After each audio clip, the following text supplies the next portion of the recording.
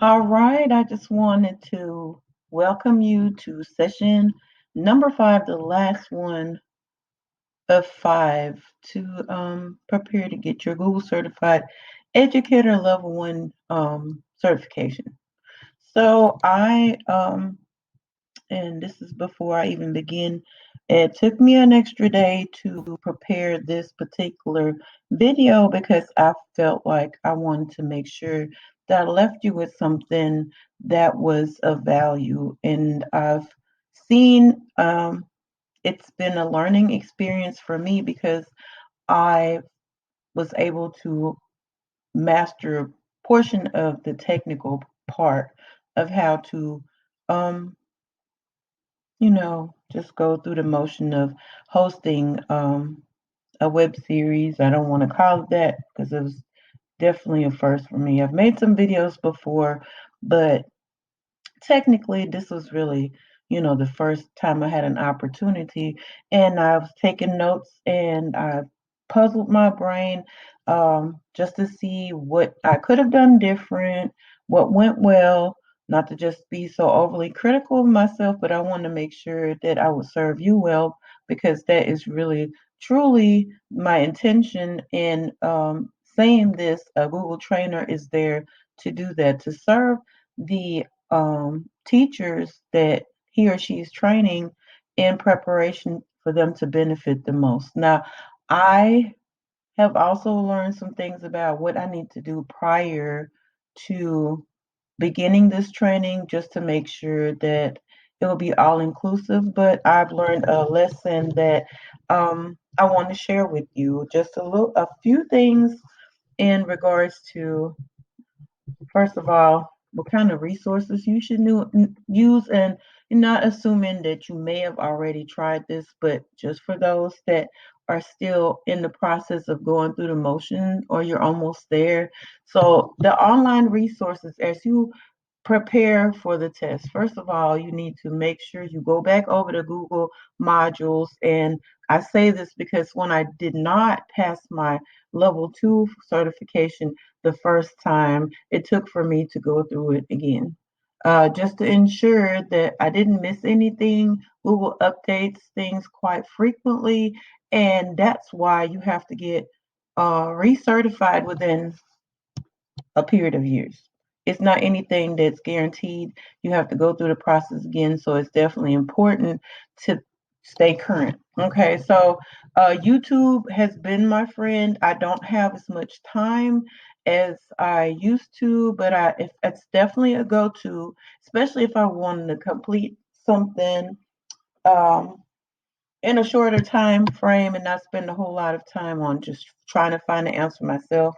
But in preparation for a lesson, for a flyer that I'm making, I do a lot of things with Google personally, and I just have gotten to the point where it's just second nature to a certain extent because I use certain things quite often. But YouTube is definitely a go-to. Um, I just recently noticed how much Instagram and Twitter really puts focus on. I mean, we put focus on ourselves. Educators and everyone that's listening to this may not be an Instagram or Twitter person. I'm technically not anymore because it's just a resource. It's not definitely not for much socializing, just because I'm always pressed for time. But Instagram is a great resource, if nothing else, to network and to find links to other resources that will help you within the classroom and not just within uh, Google for Education. But it's definitely a great resource. And from those particular Instagram and Twitter accounts, I've run across a lot of trainers' websites, a lot of other Google educators that always are willing to share. And sometimes they just have such innovative ideas. I just have to maybe not take it the whole way, the way they've uh, modeled it, but maybe just take away what works for me and then add my own touches. Okay, so in preparation for the assessment, I want you to consider a few things because this is for some of you, your second time. For those of you that it's your first time, after, and let me express this, after yesterday's webinar for our training for the Tech Liaisons training, I've come to realize that many of you are probably above and beyond getting any information from me. The only thing you really need to do is fine tune the little things that are really just lacking, that are either making you uncomfortable about taking the test, or if you've taken the test before, the ones that you know you are panicking over. So it is a timed stressor. So don't expect it to be cool breezing, especially if you've never done that before. That was my first time, and it took me, I talked about it for a couple of days after and shared with people how the adrenaline is definitely going. So prepare yourself for that. But it can be a good thing. It can make you feel really accomplished. Okay, now pacing, when I mean pacing, my level one, when I prepared for level one, it was summertime. I was already somewhat familiar with some things, and all the other things that I was able to embrace going through the modules. It took me on a journey across the internet where I was looking for all kinds of neat things, and all of a sudden I was creating and I was excited. So I took my time. I definitely took my time, but that's really what it boils down to. If you have the summer, this is nothing that you can do just in between. You have to be able to dedicate some time to it if you're not familiar.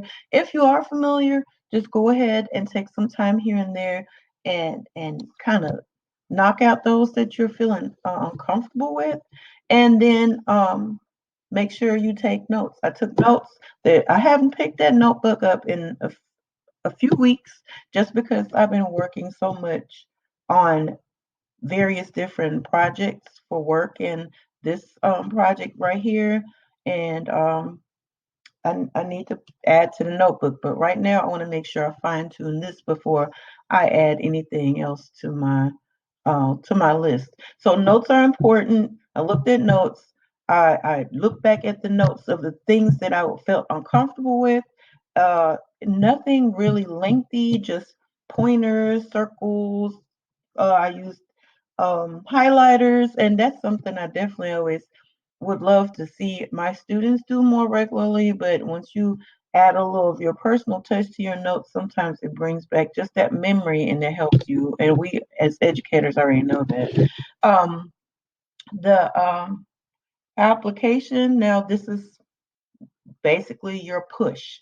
You only have 7 days once you pay for your test. So go ahead once you get closer. First of all, anything like that, if if you've been in college and you had to study for major tests, if you don't give yourself a deadline, then as busy adults, even now, busier you are towards the middle or end of the year, then it gets to be pushed away and it can, start lingering in the back of your head. And it shouldn't be, you should not stress over this test, because in all true honesty, like I mentioned before, if you're using and you're especially if you're going through the various modules, I mean, even though we don't get into slides and maybe not some details on some of the less complex features of Google for applications, but though that's not what you're preparing for. You're preparing for a level one. So this is just a little booster from me to encourage you to just focus and go ahead and pay for your application. If you're anything like me, I'm not wasting $10 or $15, how much it costs, and just make yourself a date. All right, the test itself.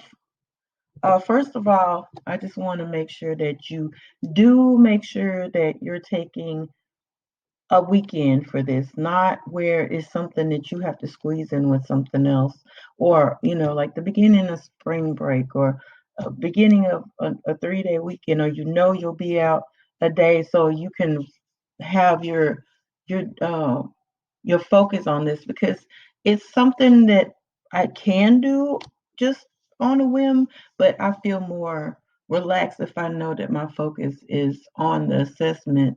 You also want to make sure that you when you're in testing mode, of course, you're not distracted. I don't like a lot of noise around me when I'm working on something like that. So I made sure no one was here. And I wanted to also make sure that, my phone was not a distractor, which it can be. So that's just a tip to, make sure you give yourself that space that you need if it was any other kind of test. Don't I would say I would not rely on Googling answers. I may have looked for one or two things just to make sure. I think my weakest point at that time was probably um, Google Scholar. Google Scholar, just because it was something I wasn't just comfortable with, because there's so many intricate parts of it, but it's really not that complex once you start thinking about it. But I did realize at that point in time, I could gain more points of getting the things that I was comfortable with right versus me spending a lot of time on that. So I just went with my gut. And then when you take the assessment, you know, don't let it actually stress you out, and make sure. That's why I consistently say, before you do any of this, just and the assignment, the tasks that I left up, there just may be silly little tasks, but if you know somebody or you're timing yourself, you will never know how fast time can go by with Google for applications. And I say that with much knowledge, because I spend a lot of time and I don't know where my time went. Once you get deep into it, you just have to have the mindset right. So don't go in there with a negative mindset, and just make sure that you follow the pacing that you need to start at this point in time if you want to go ahead and knock this out in the near future. But I really think that everyone that's listening to this and that's part of this first training for me has the ability of passing. So at the end of it all, and I knew that I need to make sure that I just gave you my takeaways. Of course, I could have shared so many different little tricks and cute things that I've picked up over the last, well, it hadn't even been a year for me, but it's just something that I was really almost obsessive about. I will say this, it will continue to build. And if Google is not like your everyday go to, then it's going to make it more difficult. I'm not saying that you're not capable, but if you make it your everyday routine, it comes to you just like driving. That's how I would compare it. And if you don't drive often, or if you're somebody's never really driven before, that can be a dangerous thing. And it's just speaking from a parent riding with someone learning how to drive. But I'm just trying to be funny. But just make sure that you make it a habit, because if you don't and it becomes a hassle, then in all actuality, that's going to be the the factor that makes it more difficult when you're not utilizing it. But I am available. I'm going to continue working on various projects to make sure that I'm the better candidate for being a trainer, because officially I am not.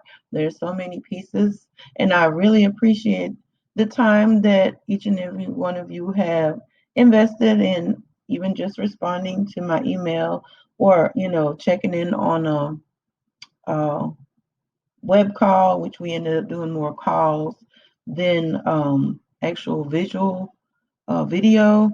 But I just want to thank you, and I hope that that can be of assistance to you, and hopefully maybe we can get more into the real detail with level two, which I think they'll probably uh, be best for everyone, because everyone it's ready, roll to take this test. All right. Well, I'm going to go, and you know how to reach me. Thank you for your time.